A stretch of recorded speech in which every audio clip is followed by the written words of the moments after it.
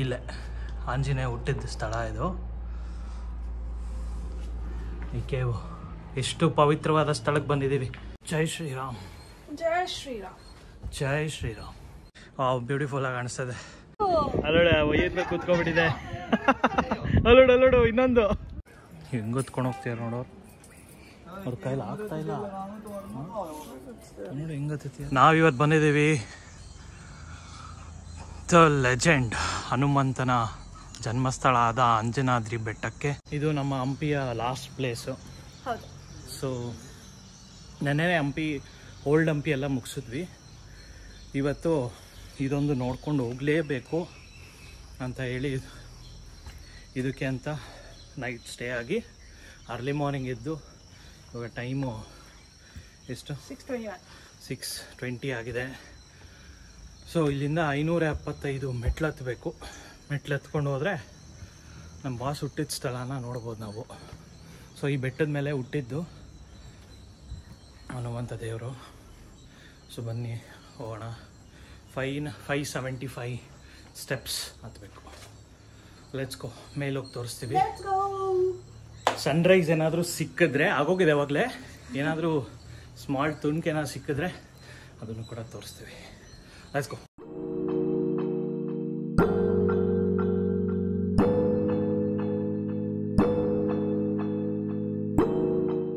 ನೋಡಿ ಅಲ್ಲಿ ಕಾಣಿಸ್ತಿರೋದೇ ಹಿಂದಿನ ಬ್ಲಾಗಲ್ಲಿ ನೋಡಿದ್ರಲ್ಲ ನೀವು, ಅದು ವಿಜಯ ವಿಠ್ಠಲ ಟೆಂಪಲ್. ಕಲ್ಲಿನ ರಥ ಇದೆಯಲ್ಲ ಅದು. ನೋಡಿ ನಾವು ಎಷ್ಟು ಹತ್ತು ಬಂದಿದ್ದೀವಿ ನೋಡಿ. ಇಲ್ಲಿ ಸ್ಟಾರ್ಟ್ ಮಾಡಿದ್ದು ನಾವು ಆ ರೋಡಿಂದ ಫುಲ್ ಹತ್ತು ಬಂದಿದ್ದೀವಿ. ಒಂದು ಸ್ವಲ್ಪ ಇದೆ ಅಷ್ಟೇ. Let's go. ಜೈ ಶ್ರೀರಾಮ್, ಜೈ ಶ್ರೀರಾಮ್, ಜೈ ಶ್ರೀರಾಮ್. ಓಹ್ ಬಗ್ಗೋಗ್ಬೇಕಿಲ್ಲಿ. ಅದಕ್ಕೆ ಹೇಳೋದು ನಂತರ ಹೈಟ್ ಇದ್ದಿದ್ರೆ ಜೈ ಶ್ರೀರಾಮ್, ಜೈ ಶ್ರೀರಾಮ್, ಜೈ ಶ್ರೀರಾಮ್, ಜೈ ಶ್ರೀರಾಮ್. ಜಾಸ್ತಿ ಆಯ್ತು. ನೀನು ಬಗ್ಬೇಕು. ಏನಿಲ್ಲ, ದೇವ್ರ ಮುಂದೆ ಎಲ್ಲರೂ ಬಗ್ಬೇಕು. ಫೈನಲಿ ಬಂದ್ವಿ.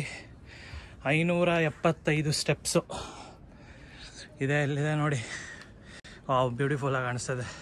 ಹಿಂದ್ಗಡೆ ಸನ್ರೈಸ್ ಆಗ್ತಾಯಿದೆ. ನಮ್ಮ ಧ್ವಜ ಹಾರ್ತಾ ಇದೆ.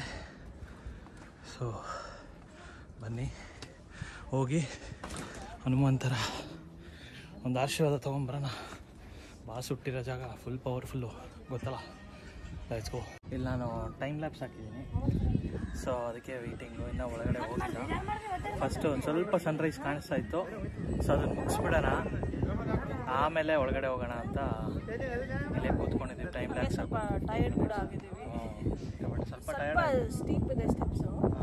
ಹೋಗ್ತಾ 20 ಮಿನಿಟ್ಸಲ್ಲಿ ಅಂಕಲ್ ಡ್ರೈವರ್ ನಿನ್ನೆ ಗೈಡ್ ಹೇಳಿದ್ರು 45 ಮಿನಿಟ್ಸ್. 20 ಮಿನಿಟ್ಸಲ್ಲಿ ಆರಾಮಾಗುತ್ತೆ. ಈಗ ಒಂದು ಸ್ವಲ್ಪ ಬೆಳಗ್ಗೆ ಬೇರೆ ಅಲ್ಲ, ಬಿಸಿಲು ಅಷ್ಟಿರಲ್ಲ. ಪ್ಲಸ್ ನಿಮಗೆ ಒಂದು ಅರ್ಧ ದಾರಿಗೆ ಶೆಲ್ಟ್ರ್ ಥರ ಹಾಕಿದ್ದಾರೆ, ಇನ್ನು ಅರ್ಧ ದಾರಿಗೆ ಇಲ್ಲ. ಸೊ ಹೋಗ್ತಾ ಎಲ್ಲಿ ಕಷ್ಟ ಆಗುತ್ತೋ ಅಲ್ಲಿ ಶೆಲ್ಟ್ರ್ ಇಲ್ಲ ಆ್ಯಕ್ಚುಲಿ. ಬಟ್ ಹತ್ಬೋದು ಆರಾಮಾಗಿ. ಮ್ಯಾಕ್ಸಿಮಮ್ ಅನ್ನೋ 30 ಮಿನಿಟ್ಸ್. ನೋಡೋಣ, ಒಳಗಡೆ ಹೋದಾದ್ಮೇಲೆ ಬಾಸ್ನ ತೋರಿಸ್ತೀನಿ. ಟೈಮ್ ಲ್ಯಾಪ್ಸ್ ಕೂಡ ಎಂಜಾಯ್ ಮಾಡಿ. ಅಲ್ಲೋಡ ಒಯ್ಯದ ಕೂತ್ಕೊಬಿಟ್ಟಿದೆ. ಅಲ್ಲೋಡು ಇನ್ನೊಂದು.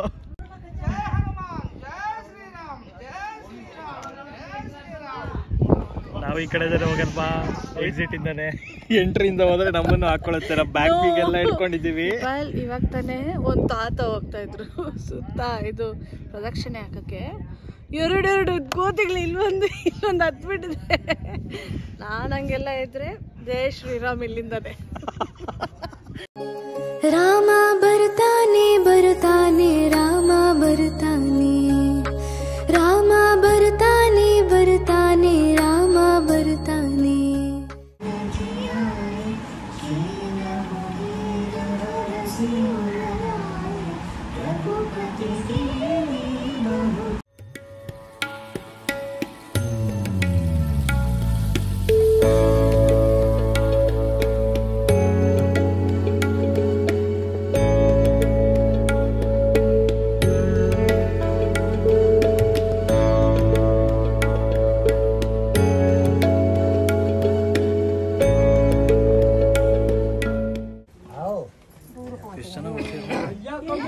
ಎಷ್ಟು ಜನ ಬರ್ತೀರ.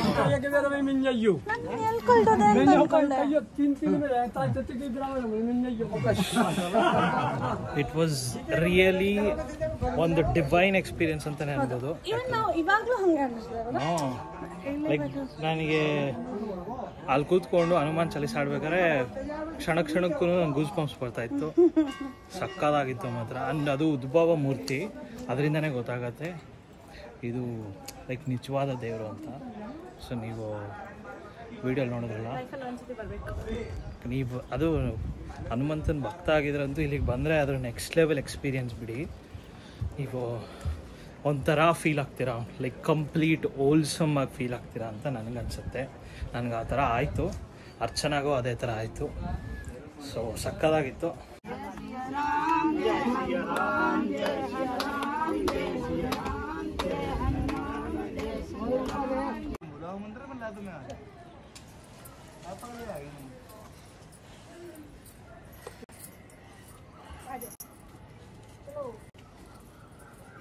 ಹೆಂಗೆ ಹೊತ್ಕೊಂಡು ಹೋಗ್ತೀರ ನೋಡೋರು, ಅವ್ರ ಕೈಲಿ ಆಗ್ತಾ ಇಲ್ಲ ನೋಡಿ, ಹೆಂಗೆ ಹತ್ತಿದ್ದಾರೆ ಆಗ್ತಾ ಇಲ್ಲ, ಆದರೂ ಹತ್ತಾ ಇದ್ದಾರೆ. ಅದು ಭಕ್ತಿ ಅಂದರೆ.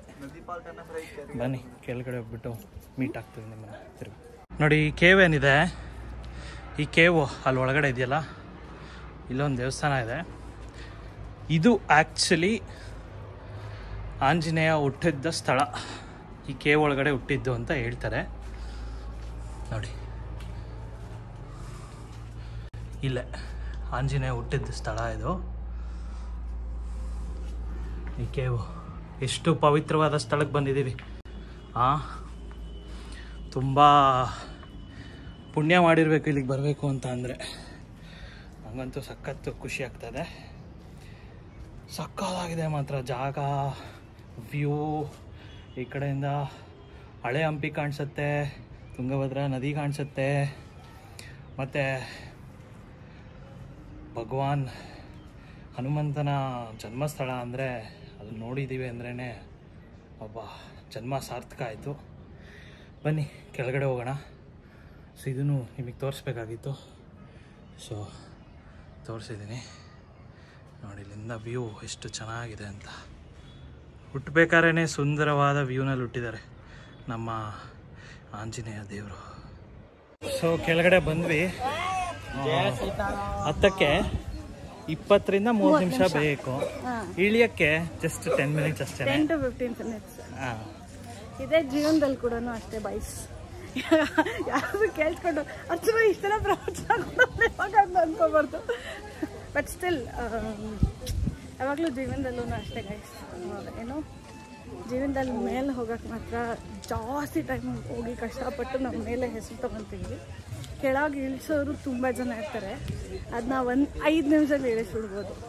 ಅದೇ ಥರನೇ ಜೀವನದಲ್ಲೂ ಕೂಡ ಇದೇ ಮೆಟ್ಲಾತರಲ್ಲಿ ಕೂಡ ಅದೇನೇ ಕಲಿಸಿದ ಪಾಠ ನಮಗೆ. ಸೊ ನೀವು ಕಷ್ಟಪಟ್ಟು ಹತ್ತಕ್ಕೆ ಎಷ್ಟು ಕಷ್ಟಪಡ್ತೀರೋ ಇಳ್ಸೋಕ್ಕೂ ಜನ ಇರ್ತಾರೆ.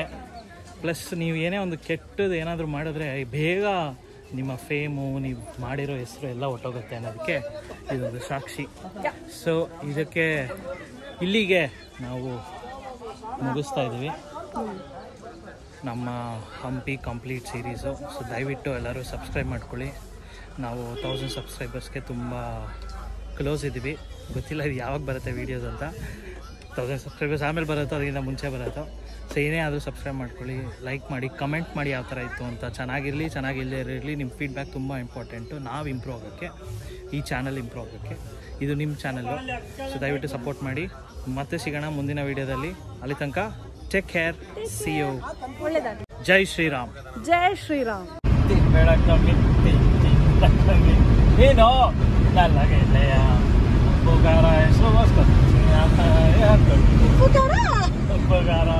ಉಪ್ಪುಗಾರ ಹಾಕೊಂಡು ಇದನ್ನೆಲ್ಲ ಕಣ್ಣಿಂದ ನೋಡಿ ಕಂಗಾಲಾಗ್ಬಿಟ್ಟಿದೀನಿ. ಅದೇ ತರ ಅರ್ಥ ಸೇಮ್ ಇದೆ. ಅರ್ಥ ಎಲ್ಲ ಬೇಕು ಇವಾಗ. ವರ್ಡಿಂಗ್ಸ್ ಏನಿದೆ ಅದನ್ನ ಹೇಳು ಬೇಗ. ಉಪ್ಪುಗಾರ ಮುಂದೆ ಸಾಕು.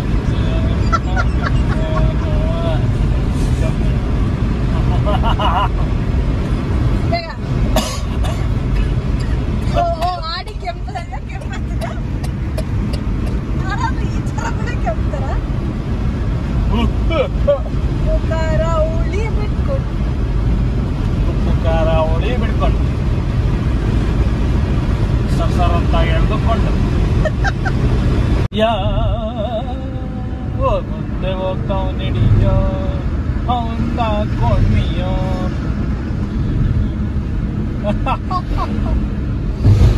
distracting myself is I'm very tired of this. It's very less time I have for login. So what to do I don't know. It's taking video and all. Like I am some famous person. I am famous, but not person. Famous ವ್ಯಕ್ತಿ. Famous.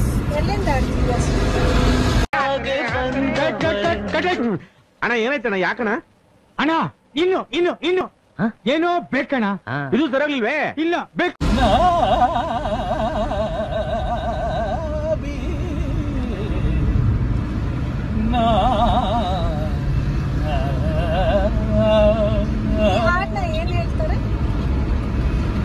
ಗೊತ್ತಿಲ್ಲ ಏನೋ ನಾಡ್ತೀನಿ ನಮ್ಮ ಸಂಗೀತಕ್ಕೆ ಜ್ಞಾನ ಇಲ್ಲ ನಾವೊಂಥರ Rajkumar fans ಅವರು ಸಂಗೀತ ಕಲ್ತಿಲ್ಲ ನಾವು ಸಂಗೀತ ಕಲ್ತಿಲ್ಲ ಬಟ್ ಹಾಡು ಮಾಡಿ